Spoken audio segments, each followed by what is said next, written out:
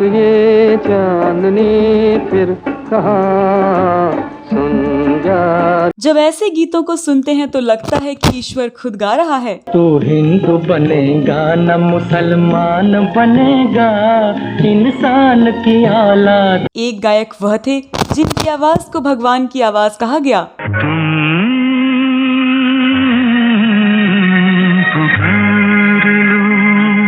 और एक गायक वह थे जिनकी आवाज के बारे में मशहूर संगीतकार सलिल चौधरी ने कहा था कि भगवान भी अगर धरती पर आकर गाता तो इसी गायक की आवाज में गाता। न तुम हमें जानो न हम तुम्हें जान। इस गायक को दुनिया हेमंत कुमार के नाम से जानती है, जिनके बारे में स्वर कोकिला लता मंगेशकर ने कहा था कि जब वो गाते थे तो ऐसा लगता था कि कोई पुजारी मंदिर में बैठकर गा रहा है। याद किया दिल ने कहा हो तुम, झूमती बहार है कहा। दूसरे गायक थे मोहम्मद रफी, जिनकी आवाज को ईश्वरीय आवाज कहा गया। सुख के सब साथी दुख में ना को। संगीतकार वसंत देसाई ने कहा था कि मोहम्मद रफी एक शापित गंधर्व थे जो गलती से धरती पर आ गए थे। ओ दुनिया के रखवाले सुन दर्द। इस गायक की केवल आवाज ही दैवीय नहीं थी बल्कि उनके गुण भी दैवीय थे और इसीलिए स्वर कोकिला लता मंगेशकर ने उनको भगवान का आदमी बताया था। बड़ी देर भई नंद लाला, तेरी राह तके भिजवाला। इस वीडियो में जिस गीत के बनने के बारे में बात करने जा रही हूँ, उस गीत की कहानी ईश्वरीय आवाज वाले इन दोनों गायकों से जुड़ी हुई है और इस गाने के बनने की कहानी जानकर आप भी कहने को मजबूर हो जाएंगे कि ऐसा तो वही कर सकता है जो निजी हित और लाभ हानि के हिसाब किताब से ऊपर उठ चुका हो और जिसके जीवन का मकसद अपना स्वार्थ साधना नहीं हो बल्कि न्याय का साथ देना हो। जीना तो है उसी का जिसने ये राज जाना। वो कौन सा गीत है और क्या है उस गीत के बनने की कहानी और इस गीत का उन दोनों महान गायकों से क्या है रिश्ता? कैसे एक गायक के साथ अन्याय करने के लिए गुपचुप साजिश रची गई, लेकिन कैसे दूसरे गायक ने अपने हित पर कुठाराघात करके अन्याय की उस साजिश को नाकाम कर दिया। दोस्तों, बात हो रही है गुरुदत्त की साल 1957 में रिलीज हुई फिल्म प्यासा की, जो दुनिया में अब तक बनी टॉप 100 फिल्मों में से एक है। बेहतरीन संगीत और अभिनय की वजह से इस फिल्म ने बॉलीवुड में इतिहास रच दिया था। अगर मिल भी जाए तो क्या है। समाज का आईना दिखाने वाली फिल्म प्यासा अपनी कथा वस्तु, कल्पनाशील निर्देशन, सधे हुए संवाद और बेहतरीन अभिनय के कारण ही नहीं बल्कि अर्थपूर्ण गीतों के कारण भी कालजयी बन गई थी। वो ऐसे लोग थे जिनके प्यार को प्यार। इस फिल्म को मशहूर टाइम्स मैगजीन ने 5 ऑल टाइम रोमांटिक फिल्मों की लिस्ट में शामिल किया था। माला सिन्हा, गुरुदत्त और वहीदा रहमान की अभिनय से सजी फिल्म प्यासा को हिंदी सिनेमा में इतिहास रचने वाली ऐसी फिल्म माना जाता है जिसकी तुलना आने वाले सालों में किसी भी निर्देशक की फिल्म नहीं कर सकती। इस फिल्म के सभी गानों ने लोकप्रियता के शिखर को छुआ और आज भी फिल्म के हर गाना लोगों की जुबान पर है। तंग आ चुके हैं कशमकशे जिंदगी। लेकिन इस फिल्म के एक गाने ने तो संसद से सड़क तक हंगामा मचा दिया था। वो गाना है जिन्हें नाज है हिंद पर, वो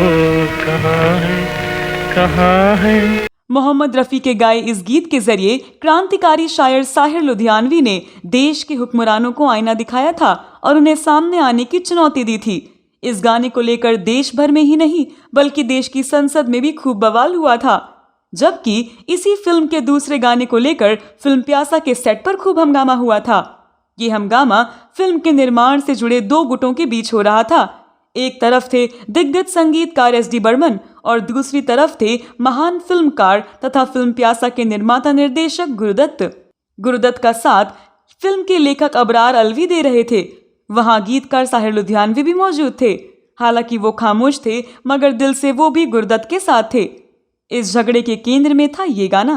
वो ऐसे लोग थे जिनके प्यार को प्यार। इस गाने की रिकॉर्डिंग को लेकर इनके बीच झगड़ा चल रहा था।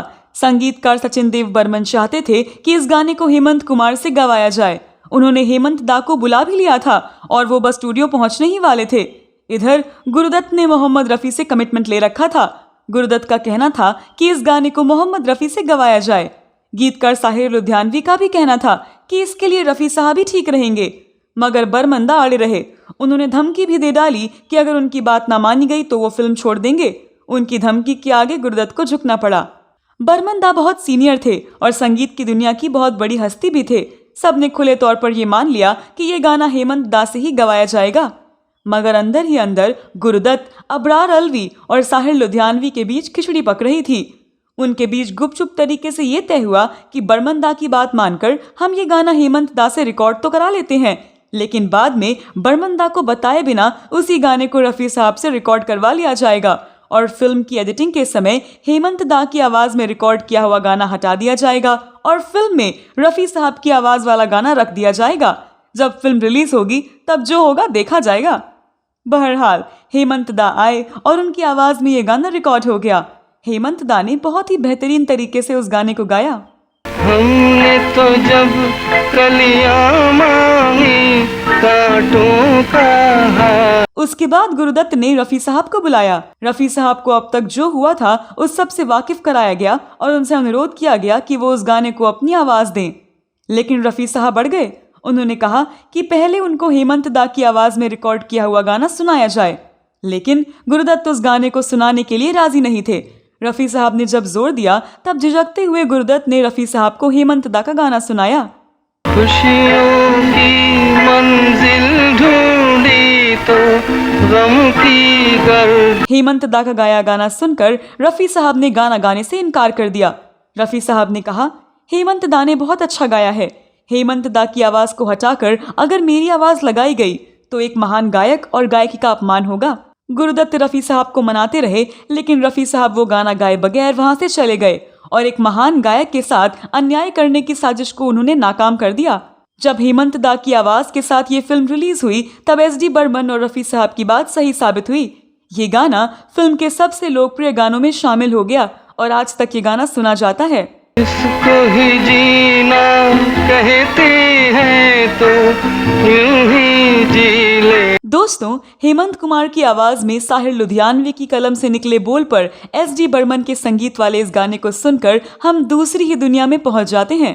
पता नहीं रफ़ी साहब ने उस गाने को गाया होता तो उसका क्या असर होता, लेकिन रफ़ी साहब ने उस गीत को गाने से इनकार करके एक महान गायक के साथ किए जाने वाले अन्याय को होने नहीं दिया। अगर इस गाने को रफ़ी साहब ने गाया होता तो उसका क्या इफेक्ट होता? क्या ये बेहतर होता? इस बारे में आप क्या सोचते हैं? लेकिन चाहे जो हो, उस दिन रफ़ी साहब ने बिल्कुल सही निर्णय लिया।